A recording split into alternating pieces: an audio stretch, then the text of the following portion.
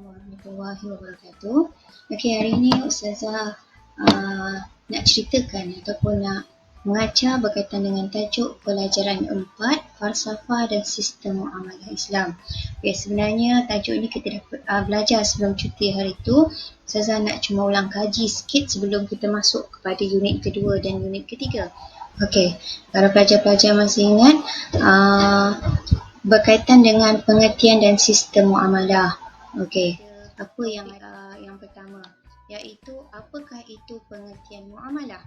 Okey, pengertian muamalah ini membawa maksud satu daripada bahagian fiqh yang berhubung dengan tata cara perhubungan sesama manusia dalam memenuhi keperluan masing-masing yang berkaitan dengan harta, jual beli dan perdagangan.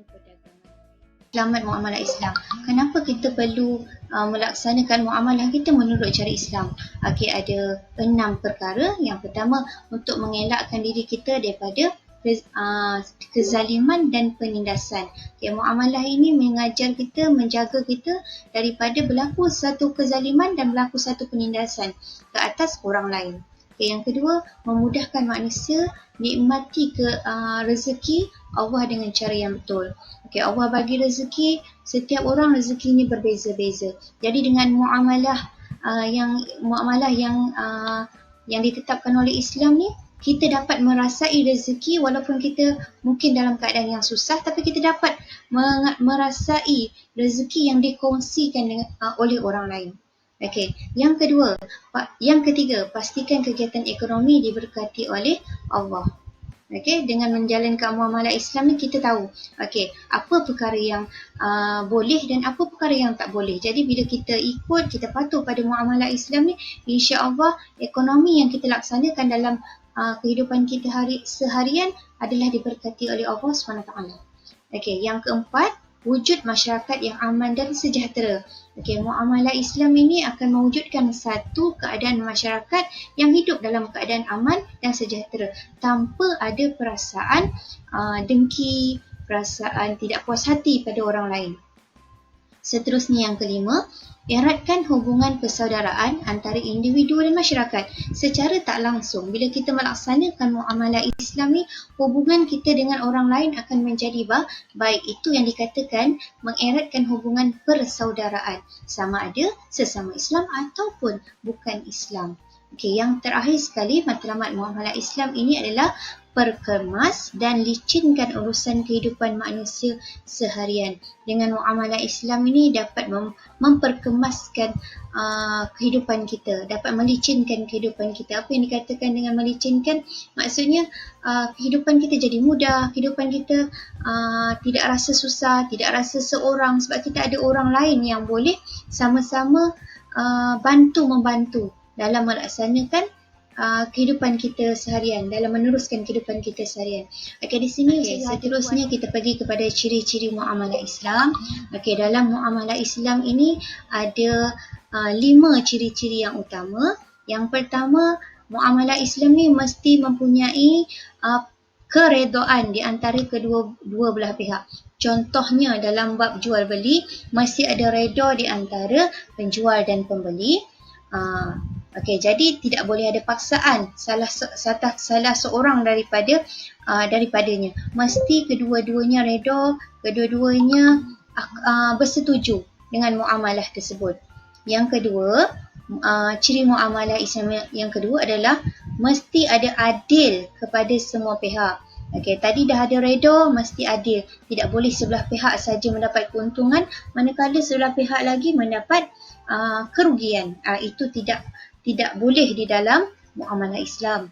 Okey, seterusnya, yang ketiga iaitu mesti ada manfaat kepada kedua-dua belah pihak. Okey, kedua-dua belah pihak mendapat manfaat yang sepatutnya lah. Okey, contohnya dalam bab sewa. Okey, penyewa mendapat duit sewaan, manakala penyewa akan mendapat barang sewaan lah, contohnya seperti rumah, kereta dan sebagainya. Okey, yang keempat, tidak boleh ataupun tidak membebankan mana-mana pihak. Dalam muamalah Islam ni tidak ada bebanan pada salah seorang pihak. Okey, mesti kedua-duanya rasa mudah, rasa senang tanpa ada rasa terbeban. Dan yang terakhir sekali, ciri-ciri muamalah Islam ini adalah tidak ada unsur penipuan. Mestilah jujur dalam melaksanakan muamalah Islam. Barulah muamalah itu diberkati oleh Allah SWT. Okey, seterusnya kita pergi pula kepada etika muamalah Islam. Dalam etika muamalah Islam ini ada 4 perkara. Okey, apa dikatakan sebagai etika? Etika ni boleh dikatakan sebagai peraturan dalam melaksanakan muamalah Islam. Yang pertama dalam melaksanakan muamalah Islam ni, etika yang pertama adalah bekerja kerana Allah. Okey, kita melaksanakan muamalah Islam, kita mesti ada sifat kita bekerja kerana Allah. Okey, jadi kalau kita ada perasaan macam ini, di mana pun kita, apa-apa situasi pun yang berlaku, kita tahu kita bekerja kerana Allah. Sama ada orang nampak ke, orang tak nampak ke, kita akan kita pasti Allah itu Maha melihat. Jadi kita akan laksanakanlah pekerjaan kita itu dengan sebaik mungkin supaya mendapat keredaan daripada Allah.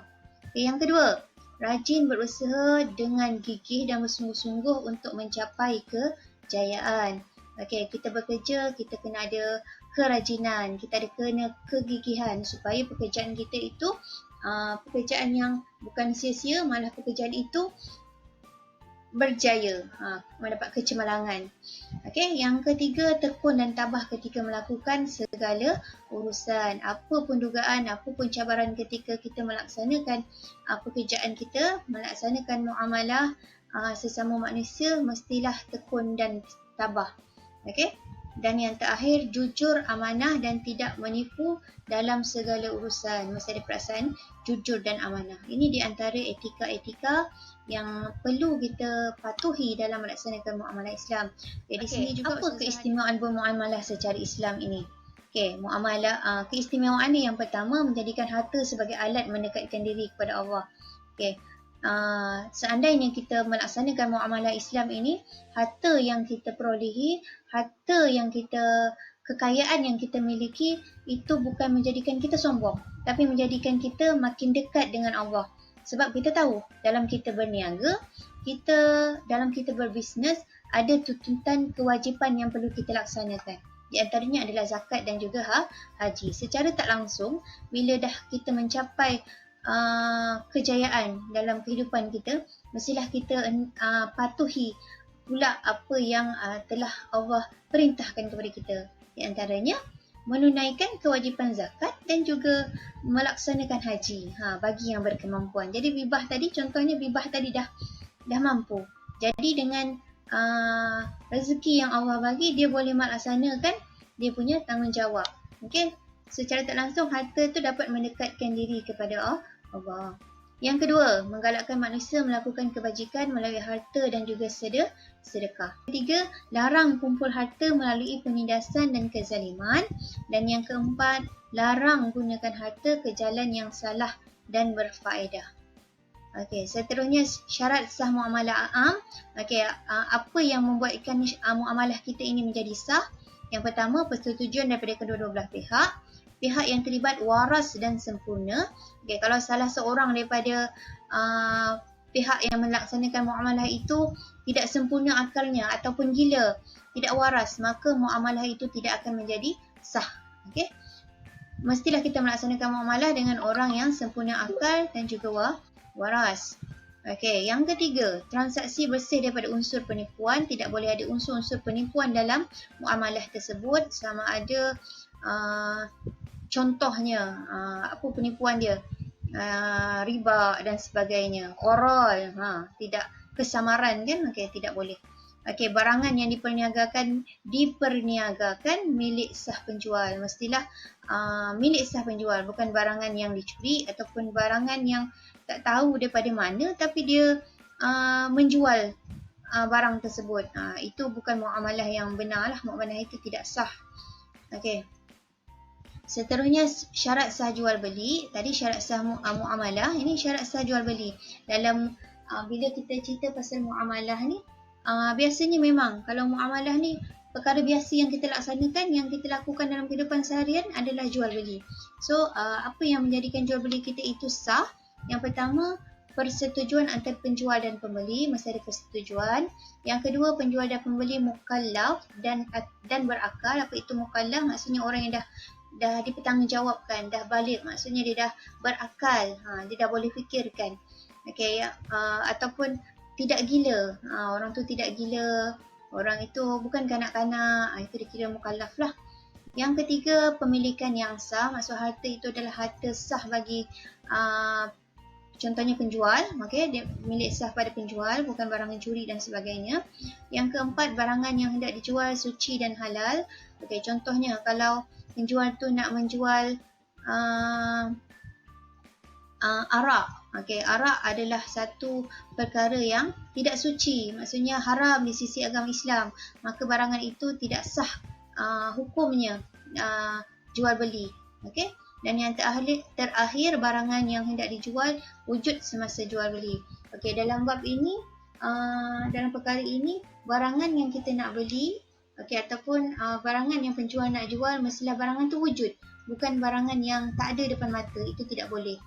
Dalam bab jual beli online tu, itu berbeza, itu ada hukum yang berbeza dan Islam juga membenarkan. Itu dinamakan jual beli secara bertangguh. Maksudnya kita bayar dulu dan peniaga akan hantar barang tu kemudian. Seterusnya, muamalah yang tidak sah. Muamalah yang tidak sah ada 5 perkara. Yang pertama, ada unsur penipuan. Yang kedua, ada unsur penindasan. Yang ketiga, ada unsur perjudian.